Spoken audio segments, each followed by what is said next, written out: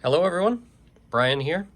So I'm working on St. Feliu de Barrera again on a really hot summer day, and you'd think this basement would be nice and cool, but no, it's pretty hot down here too.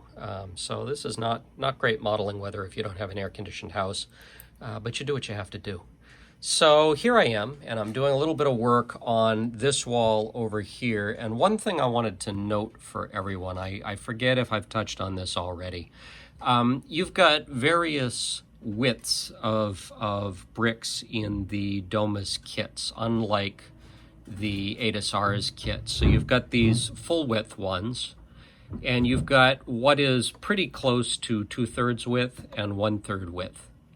So when you stack these up, they're pretty much the same width as the full width ones, which means you can sort of play around with them if you need to. So you see here I've got a full width, a third width, and a 2/3 width, whereas on this side I've got two full width ones. So I had bricked all the way over here, and I actually began bricking here on the side when I realized I had this little window here. And if I went with the full width brick around the corner, I would have had to sort of sand a custom notch out of it, which is sort of a pain. And I thought, well, actually I could land right under the window if I did one of the 2/3.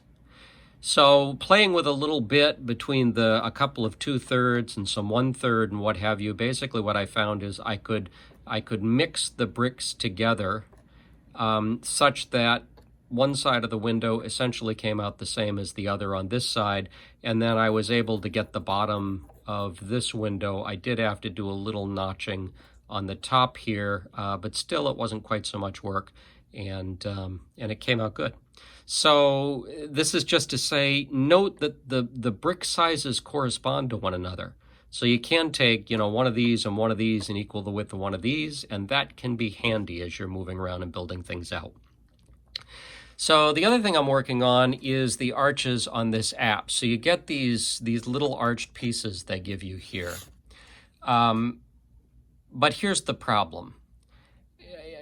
When you follow the illustration on the tile here and what's on the building itself, you end up with these pillars where I have them here.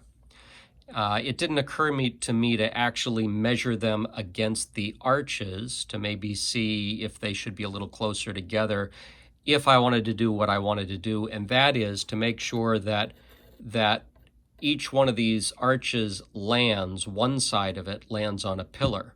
So what that means, given the width of these arches, is you always have to have two of them together.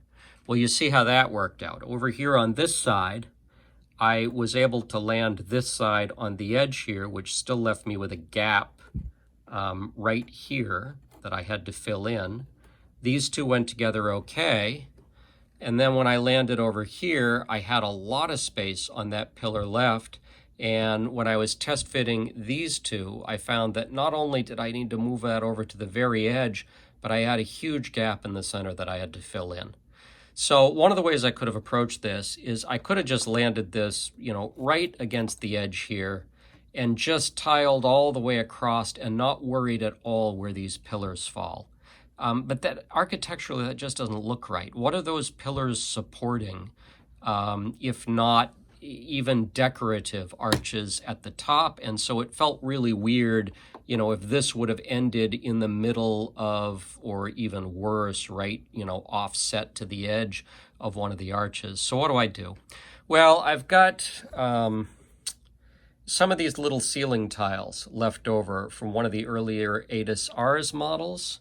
And what I thought is, well, what if I cut this tile into thirds and I actually inserted it like that to fill in the gaps. It's not quite as high as the arch is, so I've got to deal with that.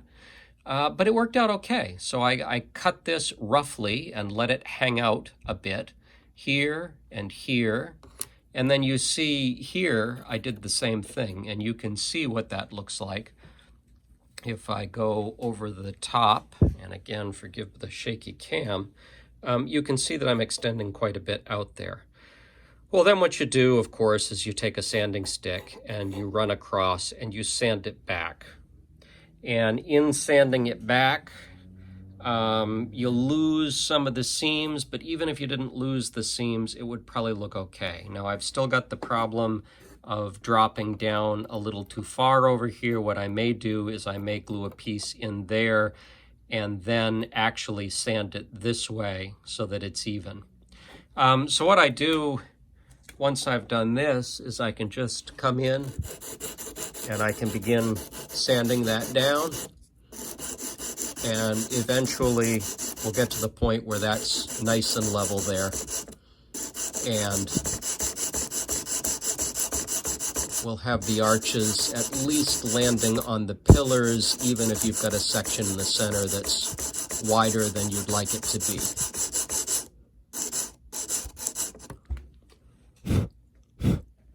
So there you go. Let's get some of that dust off of there. Not a perfect solution, but once I'm done sanding it down, I'll have to sand across the bottom to make it nice and even. At least in my mind, a better solution than letting your arches land, like that. I'm going to run into the same problem over here. That's going to go in there. I'm going to end up with a big gap in the center before I hit the other one over here. But that's how I'm going to try and address that. And in the next video, I'll talk about how that went. Seems like it's going okay, but we'll see as I move around here if I have further problems with that. So there we go. Just a little piece on St. Faluda Barrera. These are important because this is a relatively simple building in terms of, decoration. Probably the two most interesting things here are the fact that you have two apps. You've got a tower, which I don't have on here right now. And then you've got these, why do I keep blanking on the names of those things? You've got those pillars, let's call them that, and you've got the arches here. And the two apses and the pillars and the arches are really a big part of what makes this model visually interesting. And so I wanted to make sure I didn't screw it up because the eye is going to go there. So that's one solution. And if anybody has done this model before, or even watching this video, if anybody can think of a better solution, it'll probably be too late for me by the time you post it, but maybe you can help somebody else. So please feel free to comment. So there you go, a little work on a very hot summer evening. Thank you for joining me, and bye-bye.